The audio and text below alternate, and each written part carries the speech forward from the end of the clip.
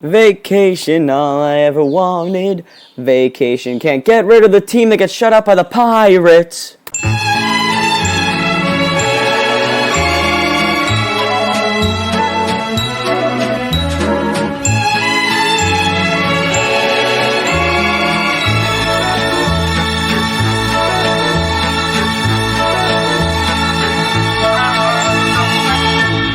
Hello, everyone, and welcome back to episode number 19 of season number 2 of It's Always Sunny in South Philadelphia. So close to doubling up our total from last year. We've been rolling right through the summer. It's almost football season. I literally just started with this intro last time. So we're going to stop it now. I'm your host, Riley Rich. Today, we're going to talk about two easy series for the Phillies. Thank God they actually took care of business this time. They played two home series against the Reds and against the Pirates, and they went very, very well, like a playoff team would be doing. That makes no sense. Before we begin, of course, like every other episode, follow and subscribe wherever you listen. We're basically everywhere now, which is awesome. I'm still expanding for a few places, but I think we got like iHeartRadio recently and stuff like that, so that will work out very, very well. And don't have one on me now, but I don't know why I'm pointing. Merchandise, you know where to get it. Bonfire.com/tour/IASSP-merch.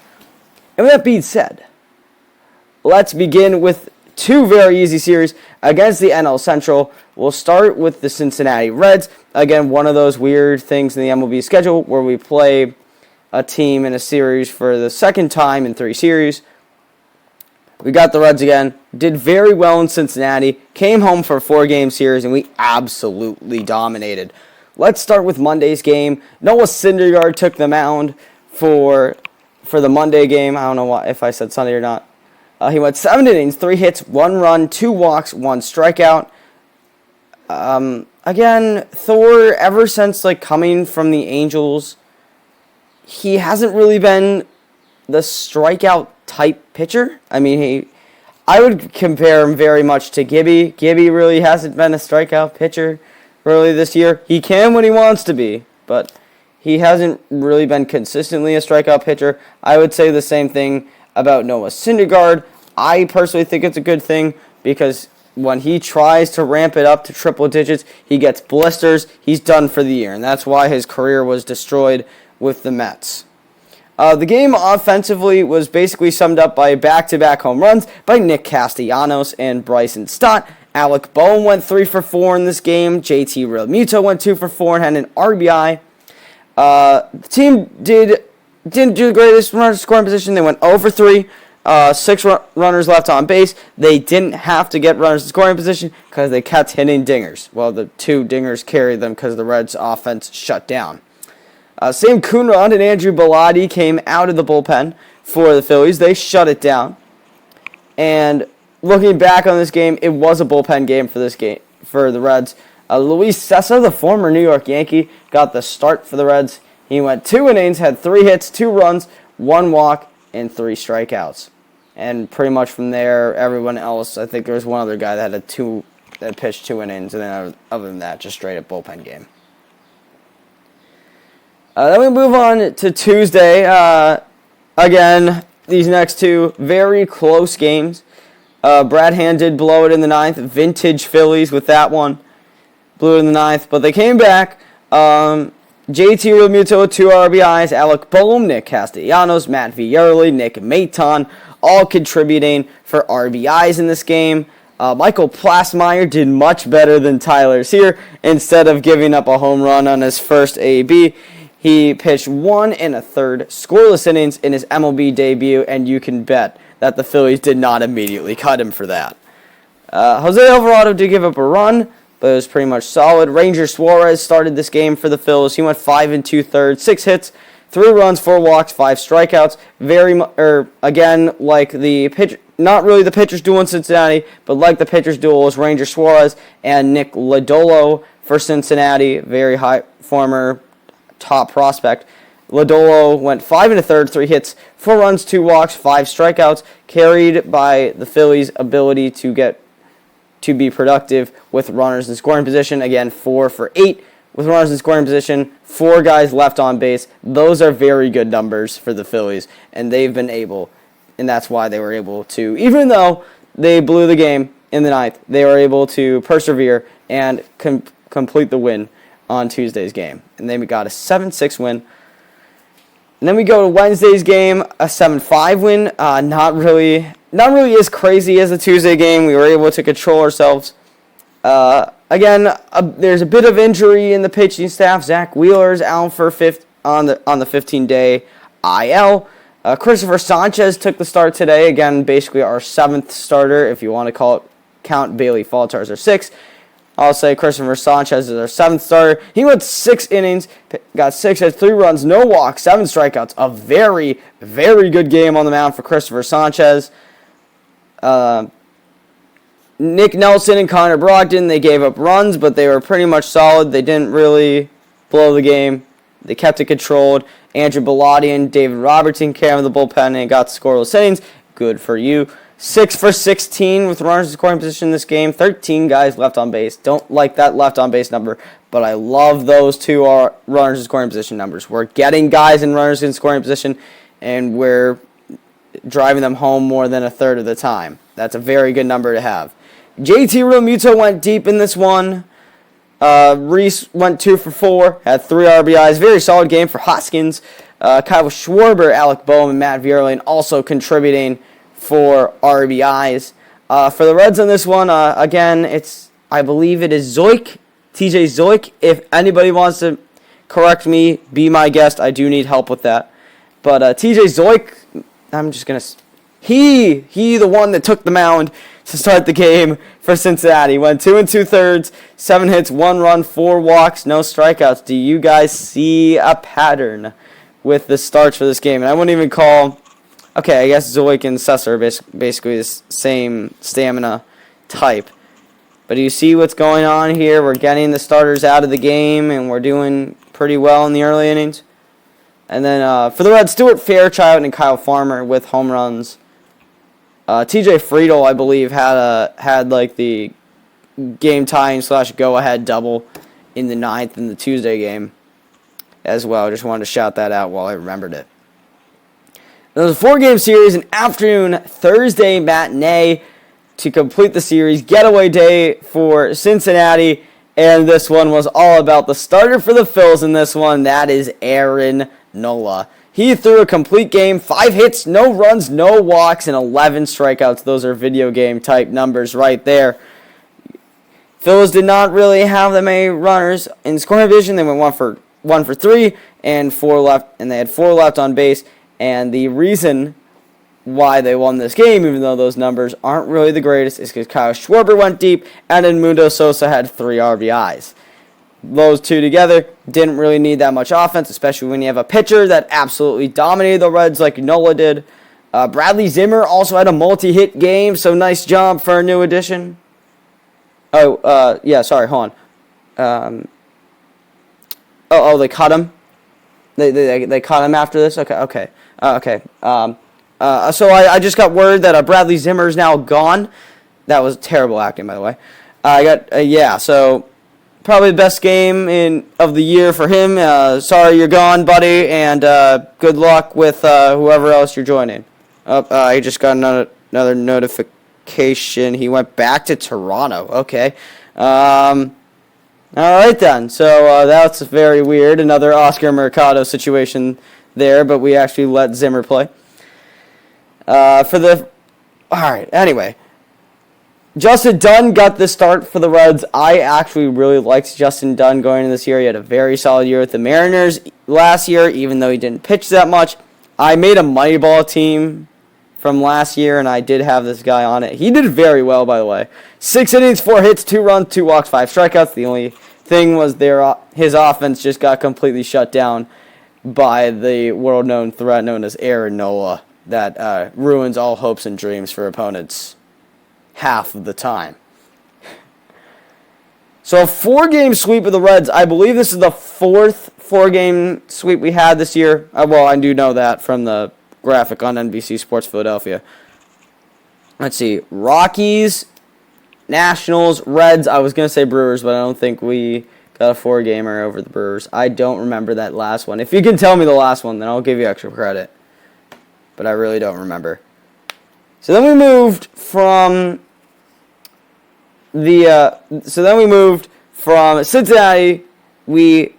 The Pittsburgh Pirates came into town. We swept the Pirates in Pittsburgh, and we did very well this series as well. Bailey Falter got the start on the Thursday, the first game of the series. He went 6 innings, 5 hits, 3 runs, no walks, 6 strikeouts. Very solid game for Falter. Very solid game for Sanchez. We're getting these guys that don't really get a ton of time. We move them down a taxi squad.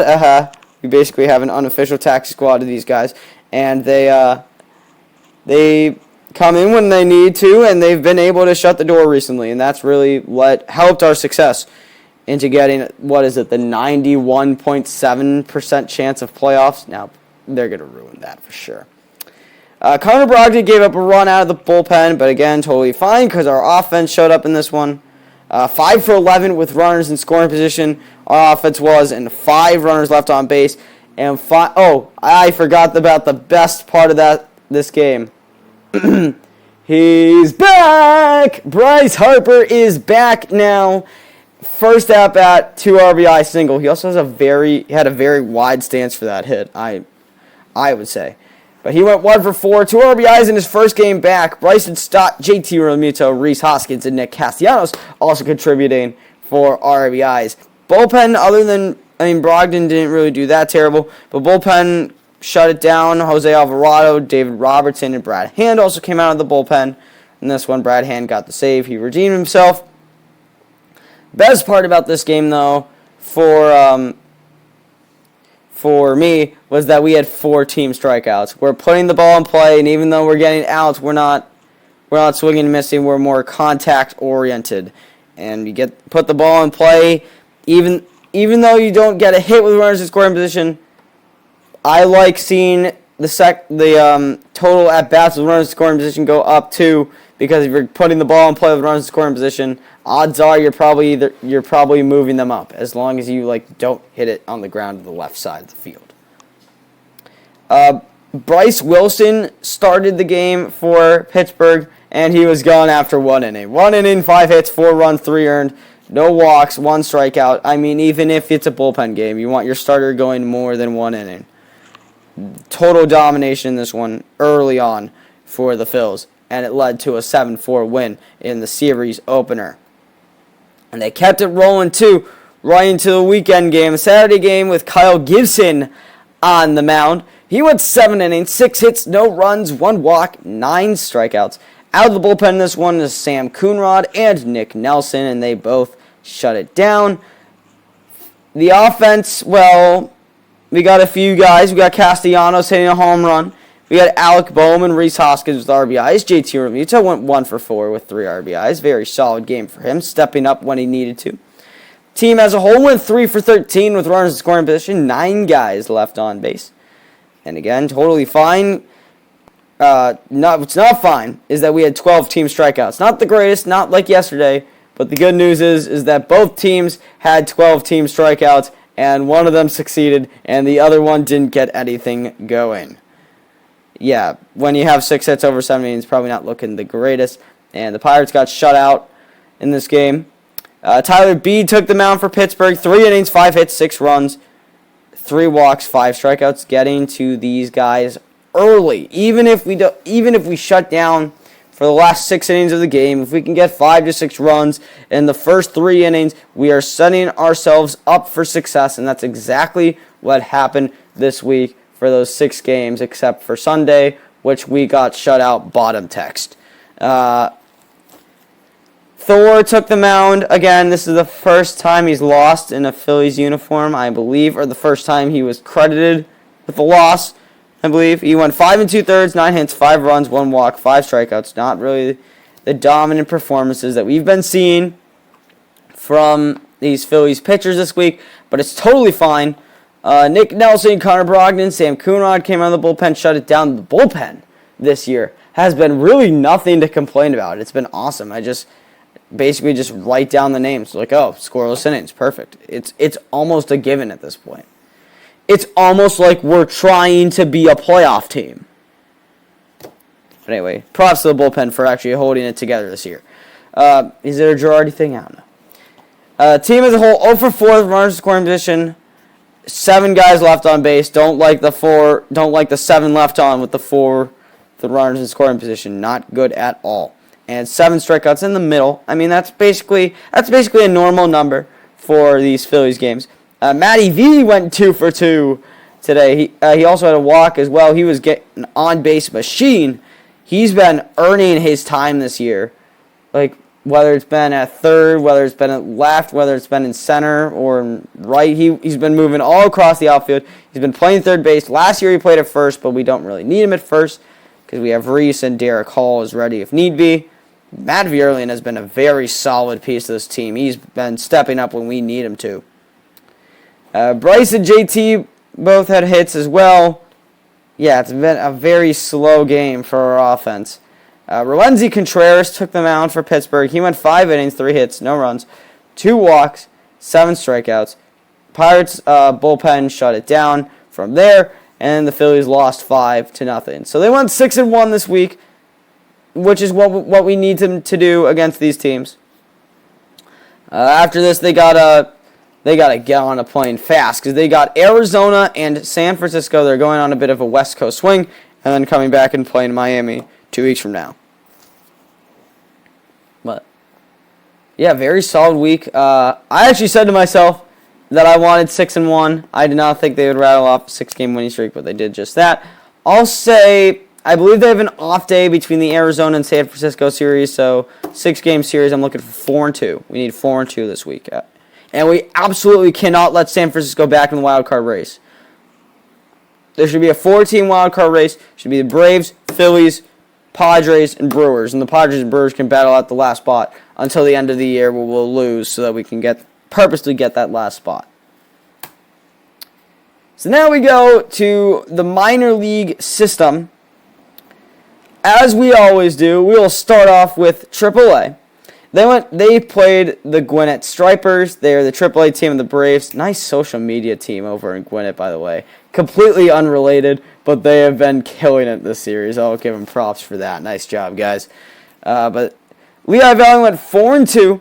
Harper rehabbed first game, rehabbed on Monday, hit BP in Philadelphia, hitting tanks. Tuesday went down and hit 2 home runs. Wednesday had the walk-off double, and the Phillies are like, okay, we are ready for you now.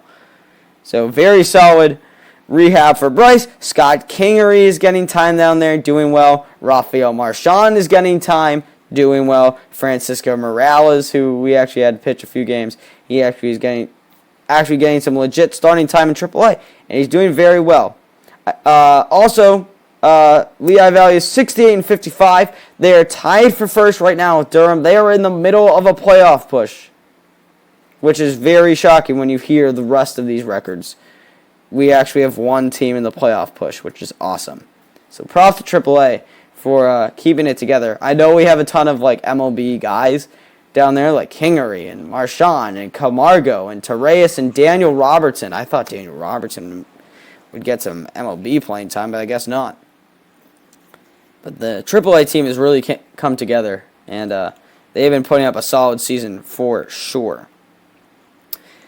The rest of the minor league system, oh my goodness, it was absolutely horrific. Let's start with AA. They went 1-5 against the Binghamton Rumble Ponies. I'm not laughing right now.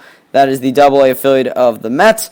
Right now, after that series, as of, this is coming out on a Tuesday, so as of the Monday, before this was released, they are 24-27 in the second half.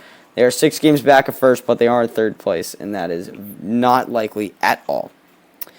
Top performers for AA, Vito Frischia is getting his stride back. Carlos De La Cruz hitting another home run, and Matt Seelinger coming out of the bullpen and throwing a couple solid innings for the Fightins. Then we go down to Jersey Shore, and they got obliterated. They got swept in a 6-game series against the Brooklyn Cyclones, another Mets team. Here we go again with the Mets owning the Phillies. Am I surprised? No. The best part about this team was Abel, Painter, and Rojas, and they all moved on to Double-A, so now all of the cards are falling down. Yeah, and they're 19-35 in the second half, and they are eliminated from playoff contention. And they did not do well in the first half either, so they are eliminated, and no playoffs for you. Baron Radcliffe and Marcus Lee Sang leading the way offensively for the Blue Claws, and Carlos A. Francisco coming up to Jersey Shore and throwing a few innings. And then we go down to Class A Clearwater. They went 2-4 against Tampa, the affiliate of the Yankees. They are 20-34, only a game better than Jersey Shore. That is sad. I thought that Jersey Shore would be one of the worst teams, but in professional baseball, but Clearwater is not far behind. Leandro Pineda did very solid. I believe he just got called up to Clearwater, and he has been putting on a show. Chad Castillo, again, our boy Chad Castillo had a very solid week. And Jack Dallas threw a few innings, had a 0.0 whip for him this past week. And again, another name that we haven't seen at all this year. So very nice job to Jack and Leandro. And I wanted to end this episode. There were a ton of call-ups at this past week. I just want to get them all at the end because there are so many of them. Going to Double-A is Ethan Wilson, our second-round pick out of South Alabama, and Luis Garcia, along with pitcher Mike Adams. They are all getting the call-up alert to Double-A. Hao-Yu Lee, another top prospect. Sam Jacobson, who's been really nice out of the bullpen. Pineda and Victor Vargas got the call-up to Jersey Shore, so they're going to Class A Advance. And first-round pick Reggie Crawford, along with Jordan Vyers, who's also a highly rated top prospect. Not doing the best this year, but he's still picking up his stride, along with Otto Kemp, Nicolai Pena, and Andrew Walling. They got the call-up to Class A Clearwater. And before I forget, shout-out to our, I believe it's the white Dominican Summer League team. Phillies have two teams, red and white. The white, I believe, have won their division and are going to the championship. I have to look back to see if that's Bergola's team or Rosario's team. But very nice job for you. And apparently it's the first time we have a DSL team in the championship since 2001. So a long time coming. And with that being said, we've reached the end of the episode, which means it's time for another Sadmanless Philly of the Week. Philly of the Week has been on a tear of pitchers. We've been giving it to starters for the last 4 episodes, and looking back on it, I really want to give it to someone like Castellanos or Bryson Stott, who've been consistently getting RBIs and stuff. But if I gave it to other guys, I have to give Philly of the Week once again to Aaron Nola. Congratulations, buddy! You get Philly of the Week. He threw a complete game shutout against the Cincinnati Reds in the Thursday matinee. He gave 5 hits, no runs, no walks, and 11 strikeouts. A great game for Aaron Nola. I mean, I really wish I could have. There's no way I couldn't have given Nola Philly of the Week. It was an absolutely dominant performance. He lit up. He electrolyzed. That's a word. He electrolyzed the Citizens Bank Park crowd and propelled this team to get where they need to be, right in the middle of their 6-game winning streak. So that is going to do it for this episode of It's Always Sunny in South Philadelphia. Should have waited until the conclusion for that, but I said it again. Again, make sure to follow and subscribe wherever you listen. For those that can see me, they'll come up right now. And remember, even if the Phillies collapse in September yet again, even if this run just can't last, it will go back to losing to terrible teams. Even if all of our minor league teams except for AAA literally can't win a game, keep your heads high, because it's always sunny in South Philadelphia. I'll see you in our normal location next week.